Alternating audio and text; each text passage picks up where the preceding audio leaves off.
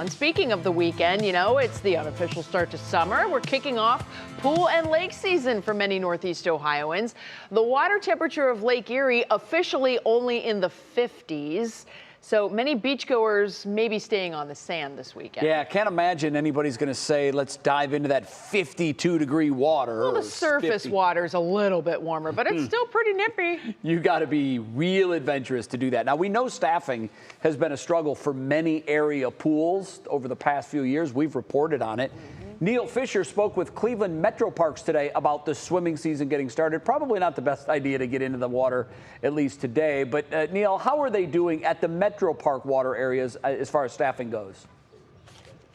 Hey, good afternoon, Jay and Betsy. First off, I do want to mention that a lot of surfers are taking advantage of these waves here on Lake Erie at Edgewater Beach. But the Cleveland Metroparks tells me that they'll have around 85 lifeguards throughout their 6 different swimming locations this summer. However, they will not be here until a week after Memorial Day. That means they won't be here for the busy Memorial Day weekend here at Edgewater and at other Metropark swimming areas. However, starting June 3rd, lifeguards will be here at Huntington Beach, Villa Angela Beach, Wallace Lake, the Spillway at Hinkley Lake, and Ledge Pool every single day.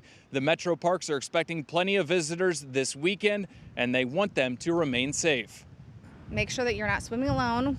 Parents, guardians, adults should always be supervising children.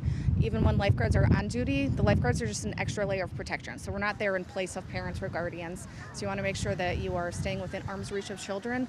And if you're a non-swimmer or a weak swimmer, that you should be wearing a U.S. Coast Guard approved life jacket. Edgewater Beach will have around 15 to 20 lifeguards throughout the summer, and this area will be guarded daily from 11 in the morning until 7 at night. However, we do want to stress that lifeguards will not be on duty this weekend. They begin on June 3rd. So coming up at 5 o'clock, we'll discuss what lifeguards would do in a situation like today where the wind is up and so are the waves, meaning a red flag warning possibly in effect. Jay, Betsy. Yeah, as I mentioned, the waves were really rough on the lake today. Neil, what about other area pools, not the Metropark systems, but the other area pools? How are they doing with their staffing? I spoke to the city of Mentor earlier, and they told me that due to staffing shortages and extreme shortage of lifeguards this summer, they can only open up 1 of 3 of their community swimming pools.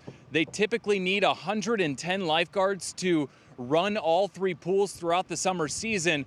Right now, they only have 30 lifeguards, so it doesn't matter if they even get an influx of lifeguards in the next week, but in 2 weeks, they start that summer season, and that pool season, they'll only have 1 pool open for the community. I spoke to Rocky River as well.